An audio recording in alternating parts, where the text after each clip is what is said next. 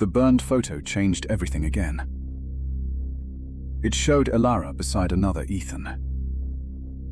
Its caption read, "Ethan, 1962. Ethan stared without recognizing anything.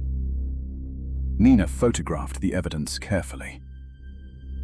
Mr. Bell studied the charred edges. He looked truly shaken this time. Willow Hall opened in 1962. Elara looked exactly the same there. That made no sense at all. Maya asked if Elara was immortal. Mr. Bell said the archives knew. Before dawn, they entered records. The old technician unlocked the room. Dust covered forgotten yearbooks everywhere. Nina placed the burned photo beside them. Leo searched every book from 1962. Maya checked faculty photographs nearby. Ethan touched the page with fear. One portrait stopped everyone cold. A boy named Ethan Hale smiled there. He had Ethan's exact same face. Even the messy hair matched. Ethan whispered that it felt wrong. Another page showed Elara nearby. She looked no older there either. Then she appeared in 1974. And again in 1989.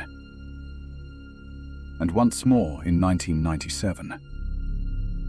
She never changed across decades. Nina pinned the pages together. Every Elara photo seemed watching. Leo found a newspaper clipping. It mentioned a radio accident. 3 students vanished under Willow Hall. Only Ethan Hale stayed readable. Maya asked what happened below. Mr. Bell said nobody knew. Then Ethan heard static in silence. A strange memory flashed behind him. He saw microphones and white snow. He heard applause from nowhere. Then the vision suddenly vanished. Nina caught Ethan swaying on camera. His nose had started bleeding. Mr. Bell called it memory bleed. Leo found a basement map. A red mark circled sublevel B. Its label read Resonance Archive. The entrance hid behind shelves. Together, they shoved a cabinet aside. A steel door appeared behind it. Cold air breathed from the crack. The stairs descended below archives. Rusty pipes lined both walls. Ethan heard announcements below them. They sounded like his own voice. Maya held Ethan's wrist tightly. Leo counted doors as they passed. At bottom waited another hallway. Old class photos covered both walls. One face repeated over and over. Ethan appeared in every decade. Sometimes student, sometimes young staff. Never older than 20 years. At the end stood glass doors. Gold letters named the archive. Inside waited reels and microphones. A huge speaker hung above. Rows of files circled everything. Each folder carried a student name. Several folders carried Ethan's face. Nina opened one with trembling hands. Inside was Ethan's schedule ahead. Another held Maya's missing memories. Leo found Nina's deleted photograph there. Someone was collecting their lives. Then the main console flickered on. A young man formed in static. He looked exactly like Ethan. He called himself Ethan Hale. He said the room preserved voices. It copied people worth following. Each generation fed the archive. Ilara tried stopping it and failed. Hale said Ethan was next. He offered everyone else safe freedom. Maya called it a trap. Hale only smiled at that. Then speakers repeated Ethan's voice. It called his friends by name. Nina aimed her camera at Hale. But Hale filled every screen. Leo searched hard for a breaker. Mr. Bell studied the spinning reels. Ilara appeared inside a glass wall. She wrote 4 urgent words. Burn the first attendance roll. Mr. Bell found a locked drawer. Inside lay a 1962 register. The first page held 3 names. Ilara Vale, Ethan Hale, Gabriel Bell. Everyone turned toward Mr. Bell.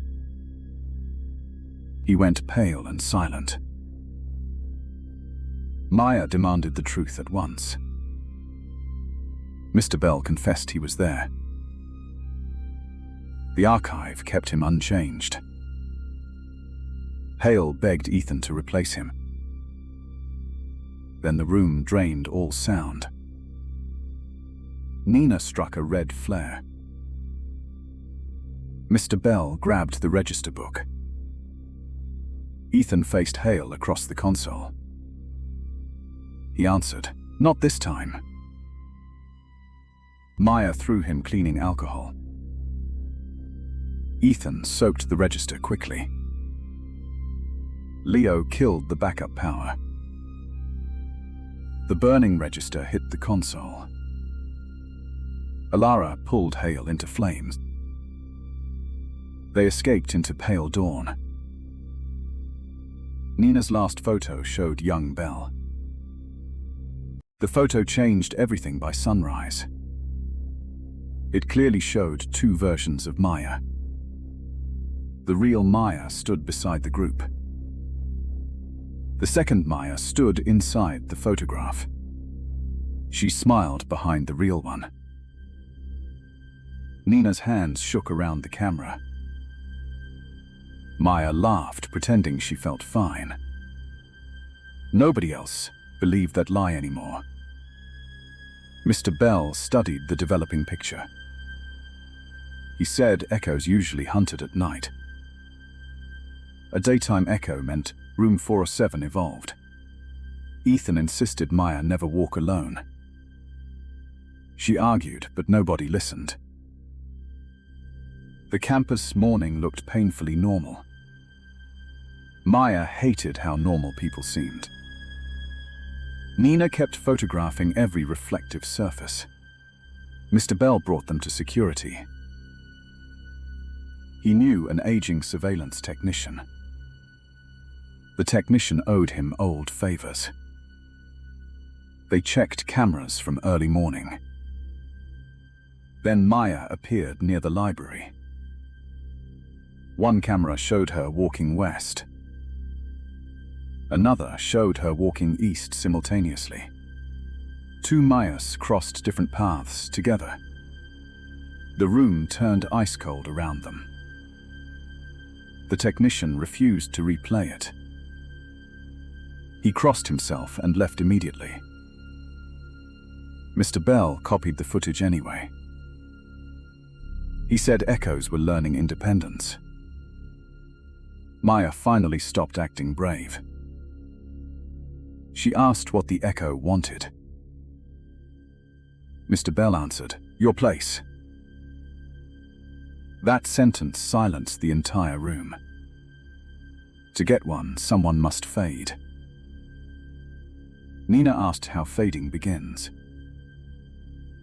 Mr. Bell said memory goes first. Then voice, then reflection, then name. Maya touched her throat without thinking. Ethan drove everyone back to Willow Hall. They locked room 312 before talking. Some showed Maya with blurred edges. Others showed a stranger behind her. That stranger always wore Maya's jacket. But her smile looked too perfect. Leo compared timestamps on every image. The duplicate appeared closer each hour. Maya suddenly forgot what day it was. Then she forgot her literature professor. Then she forgot Leo's middle name. Mr. Bell called those memory bites. The echo was already feeding.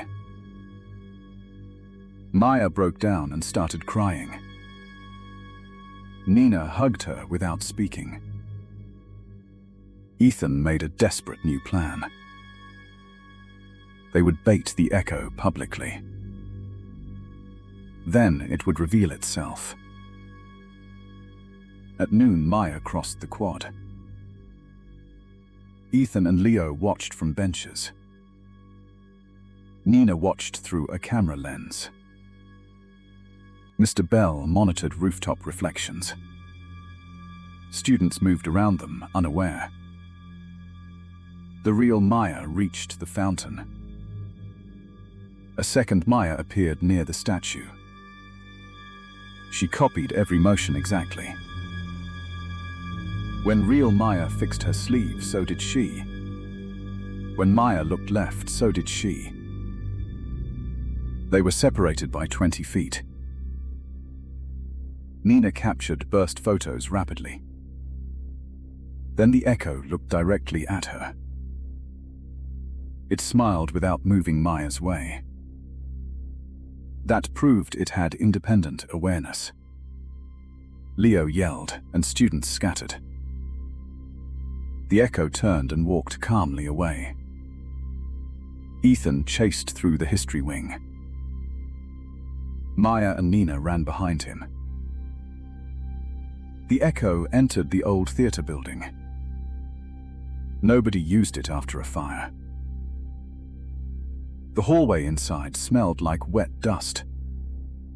Posters peeled from the walls silently. At center stage stood another Maya. Then another appeared beside her. Then another at the balcony rail. 3 echoes watched the real Maya. Mr. Bell arrived, breathless and pale. He said the theater held old mirrors. The stage lights switched on alone. A recorded applause filled the darkness. The echoes bowed like performers. Ethan grabbed her before she fell. Nina flashed the camera repeatedly.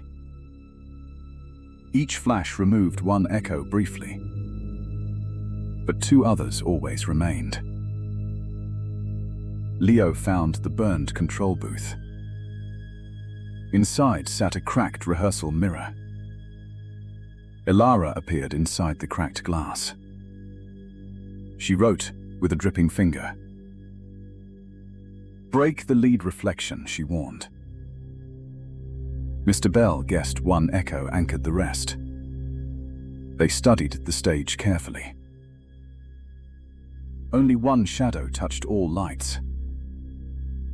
That Maya stood center stage smiling. Ethan hurled a prop stand forward. It shattered the floor light nearby. Nina fired one blinding flash. Leo pulled the curtain rope hard. The heavy velvet curtain collapsed. It knocked the center echo down. Maya grabbed a broken spotlight mirror. She aimed it at the fallen echo. Sunlight from the side window struck. The echo screamed without a mouth. Its face twisted, then copied Maya again. Then it cracked like wet paint. The other balcony echoes dissolved instantly. Inside, silence dropped like a blanket. Real Maya could remember everything again. She even recalled Leo's embarrassing middle name. Everyone laughed from pure relief. Then Nina checked her newest photo. Beside Ethan stood another Ethan. Willow Hall never truly slept after midnight. Neither did Ethan, Maya, Leo, or Nina. They treated every night like stolen freedom. They ordered noodles and mocked campus ghost stories, especially stories about the abandoned East Wing. One rainy Thursday, boredom became their worst idea. Leo suggested visiting the 24-hour Riverside Market. Maya grabbed her jacket before anyone answered. Nina brought a camera for ridiculous midnight photos. Ethan promised they would return before 2. At 1:15, they quietly left Willow Hall. Rain polished every street into black mirrors. Their laughter echoed through the silent university district. The market glowed beneath one buzzing blue sign. Inside, an old clerk watched them without smiling. Then Nina noticed someone standing outside alone. A young woman waited beneath the broken awning. Her soaked hair covered most of her face. She wore an outdated blue dormitory cardigan. Maya assumed she was another stranded student. She pointed toward Willow Hall across the river. Ethan offered to let her walk beside them. The clerk suddenly dropped a glass bottle. When they turned back, his face looked terrified. The woman followed several steps behind the group. Her bare feet made no sound on pavement. Nobody noticed her reflection never entered puddles. Halfway home, every street lamp blinked off together. For 3 seconds, the city completely disappeared. When lights returned, the woman walked much closer. Nina photographed everyone, laughing at their fear. Behind them, the woman stared directly forward. They reached Willow Hall at exactly 2. The security desk remained empty and dark. The elevator doors opened before Ethan pressed anything. The woman entered first, still saying nothing. Maya pressed 3 where their rooms were. Yet the elevator climbed past their chosen floor. It stopped at 4 with a violent shudder. Willow Hall officially had no 4th floor access. The doors revealed a narrow, unlit corridor. The woman stepped out and finally smiled. Nina whispered that they should leave immediately. Ethan hammered the close button with both hands. The woman turned toward them without moving closer. The doors shut just before she reached them. Their elevator dropped suddenly to the 3rd floor. They hurried into room 312 and locked everything. Leo claimed the woman was performing some prank. Nina checked the photograph from outside the dorm. The 4 friends stood clearly beneath the entrance. The woman appeared between Maya and Ethan. Her face was now inches from the camera. Nina deleted the picture without showing anyone. At 3:17, every phone vibrated together. The deleted photograph appeared inside their group chat. A new message appeared beneath the photograph. It simply said, "Thank you for bringing me." Ethan unplugged the router and removed every battery. Still, another message arrived on Nina's phone. This one contained a photograph of room 312. It was taken from inside their locked wardrobe. Leo pulled the wardrobe open with a chair. Only hanging clothes moved in the darkness. They slept with every lamp burning that night. They promised never to mention the woman again. But the following nights offered them no escape. Wet footprints appeared beside Ethan's empty bed. Maya heard humming inside the bathroom mirror. Leo woke with mud beneath his fingernails. Nina discovered long black hair inside her camera. None of them attended class that entire week. They argued constantly and slept in short shifts. Every night, the humming grew slightly louder. Every morning, another photograph appeared online. Each image showed the woman entering Willow Hall. In every newer picture, she looked less transparent. Finally, they confronted the old night security guard. Mr. Bell listened without interrupting their story. Then he locked the lobby doors behind them. He asked whether the woman wore blue. Nobody answered, but their faces answered everything. Mr. Bell opened a cabinet of forgotten records. One photograph showed Willow Hall 27 years earlier. The same woman stood beside room 407. Her name was Elara Weil, a missing student. Police believed she had run away during winter. Mr. Bell believed something far worse happened. He warned them never to search the East Wing. Naturally, fear made them search that very night. At 3:17, the elevator opened automatically. The fourth-floor corridor waited beyond the doors. This time, lights flickered awake one by one. Wet footprints guided them through peeling wallpaper. Behind them, the elevator vanished into solid bricks. Leo tried running back, but the hallway stretched. Every door displayed the number 312. Their own room seemed repeated dozens of times. Maya began crying, unable to control her breathing. Nina followed the footprints toward a blank wall. She discovered a brass doorknob beneath loose wallpaper. Together, they uncovered the faded number 407. Ethan opened the door before courage disappeared.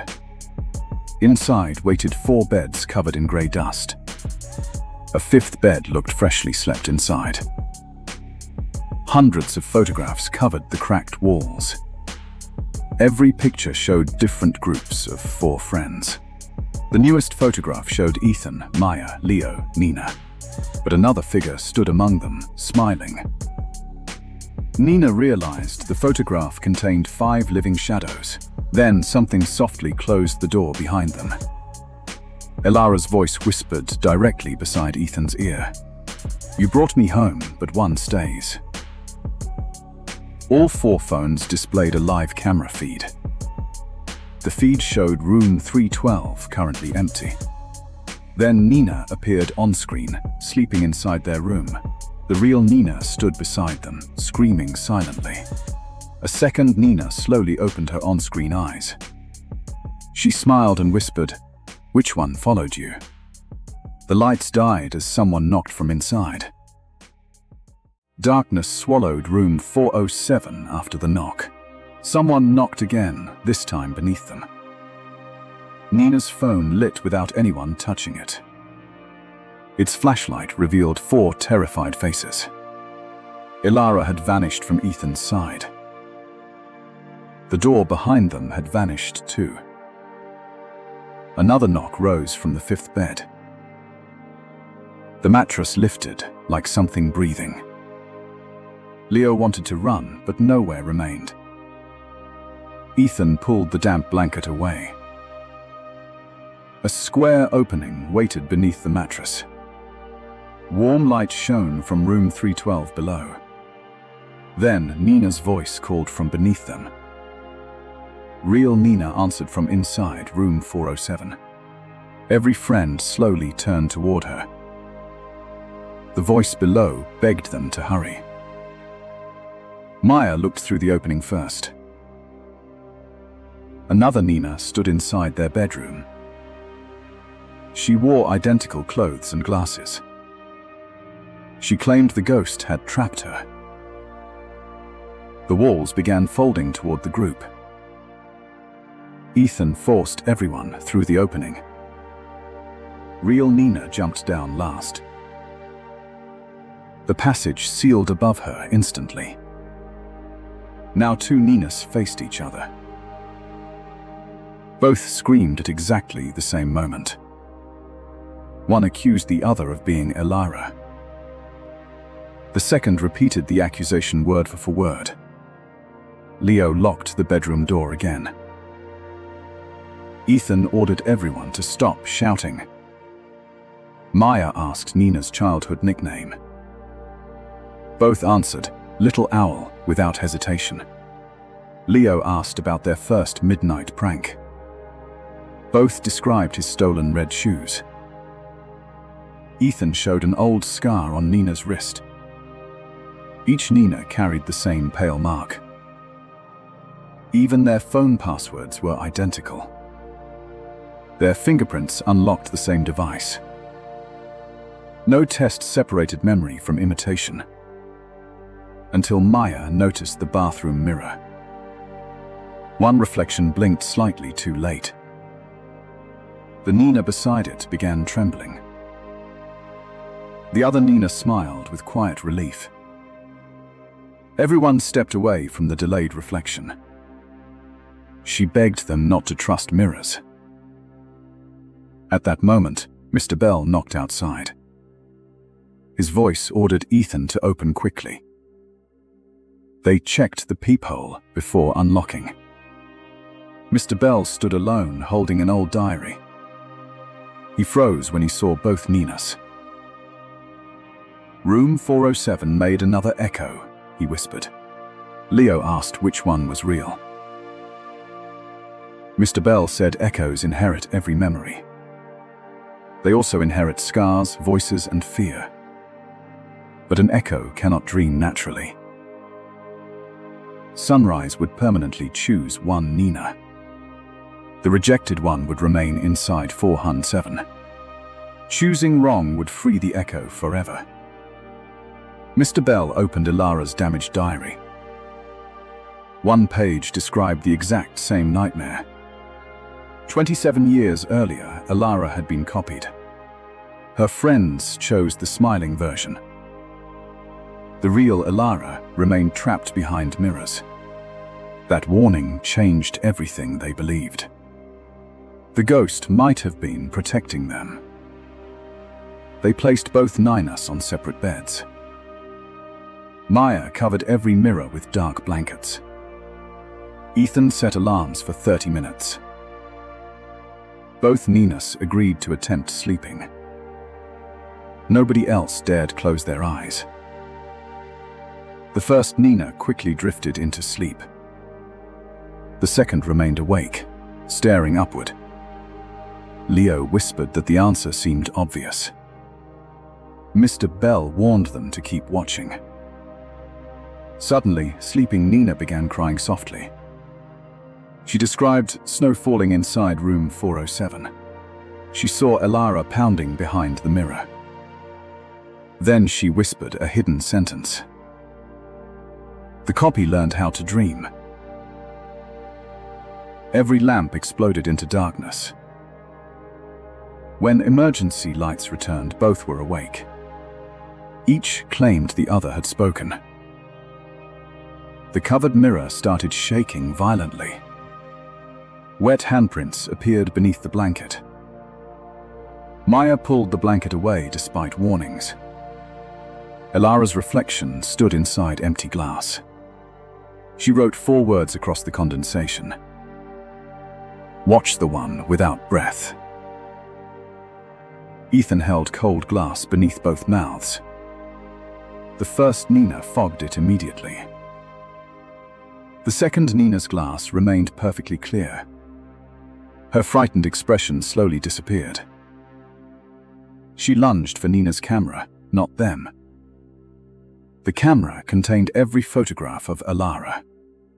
Destroying it could erase their only evidence. Leo grabbed the strap before she escaped. The false Nina threw him aside effortlessly. Her shadow stretched toward the locked door. The real Nina ran behind Maya. Mr. Bell shouted for everyone to reach sunrise. The hallway clocks began spinning backward. Windows darkened as dawn moved farther away. Room 407 was stealing time itself. Ilara's reflection pointed toward the wardrobe. Ethan opened it and found the hidden corridor. The false Nina blocked their only path. Maya shone the camera flash into her eyes. For 1 second, the echo became transparent. Ilara reached through the mirror behind her. Ghostly hands dragged the echo backward. The friends rushed through the wardrobe corridor. Mr. Bell followed, carrying Ilara's diary. They emerged inside the abandoned east stairwell. Morning sunlight finally crossed the broken windows. The real Nina remained beside them, breathing. Behind glass, Ilara silently closed her eyes. They believed the echo was trapped again. Then Nina's camera printed one final photograph. It showed Maya walking alone across campus. Another Maya followed directly behind her. The fresh photo slid into Nina's hand. It showed 2 Ethans standing together. The real Ethan stared without blinking. The second Ethan smiled beside him. Nobody in room 312 spoke. Mr. Bell took the photo quietly. He looked more troubled than surprised. Ethan tried joking, but nobody laughed. Nina snapped another picture immediately. The new image showed one blurred Ethan.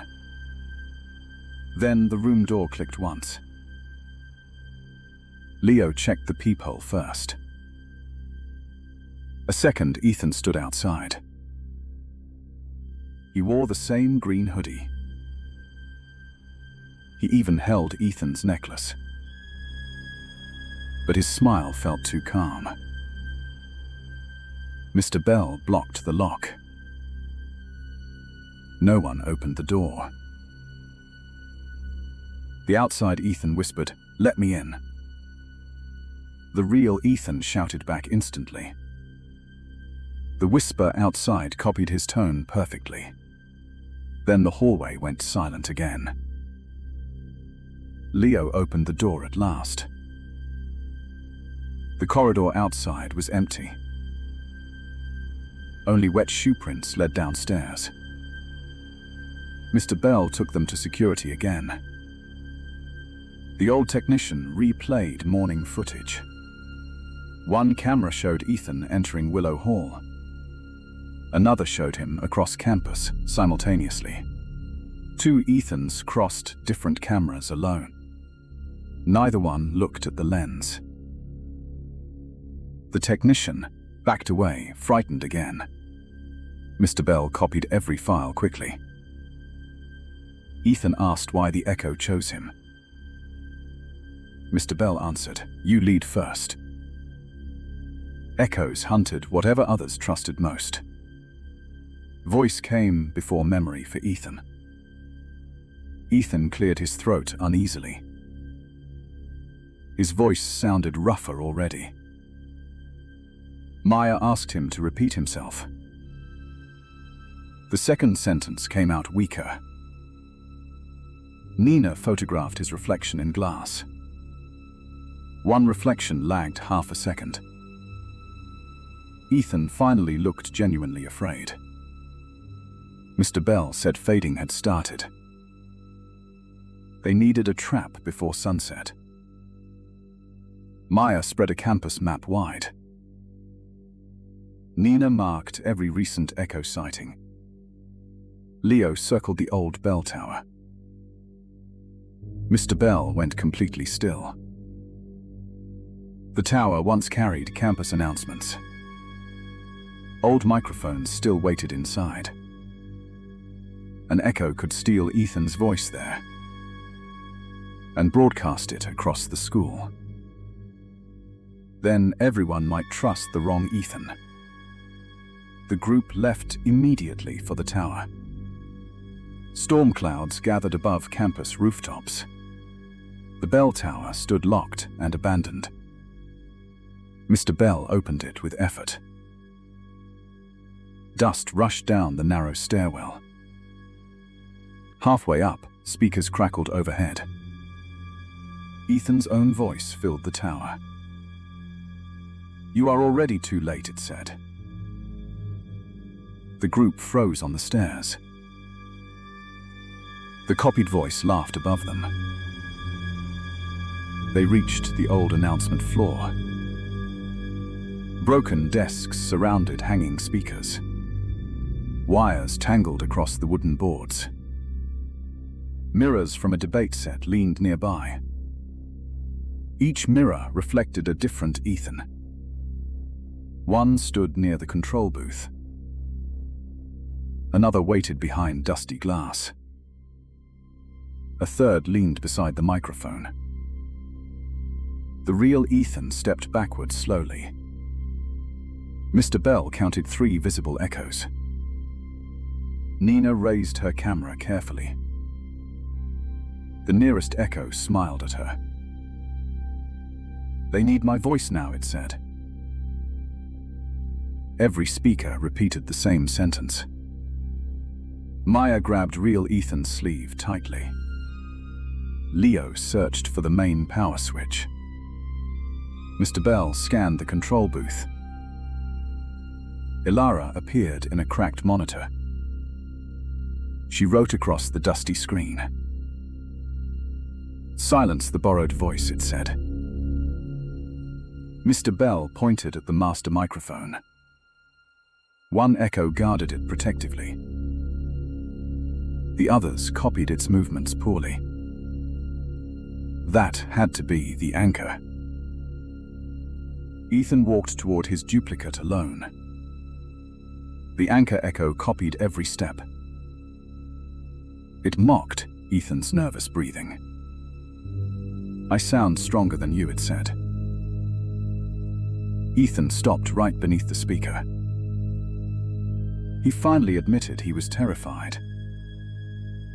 Maya and Leo looked stunned. Ethan said he was always scared. He only acted brave for them. The anchor echo frowned for once. Fear made no sense to it. Nina secretly recorded Ethan's confession. Then she played it back loudly. Ethan's honest voice filled the tower. The copied echoes flickered in place. Leo pulled the bell rope hard. A massive bell crash shook everything. Mirrors and speakers vibrated violently. The anchor echo grabbed the microphone stand. Mr. Bell cut the main power. Yet one microphone stayed glowing alive. That proved the anchor was there. Maya hurled a flashlight at it. Nina fired one blinding camera flash. Ethan yanked the glowing microphone free. The anchor echo screamed through every speaker. Its face split into radio static. Then the duplicate cracked apart completely. The 2 remaining Ethans dissolved instantly. Nina found an old photo of Ilara. Its burned caption read, "Ethan 1962.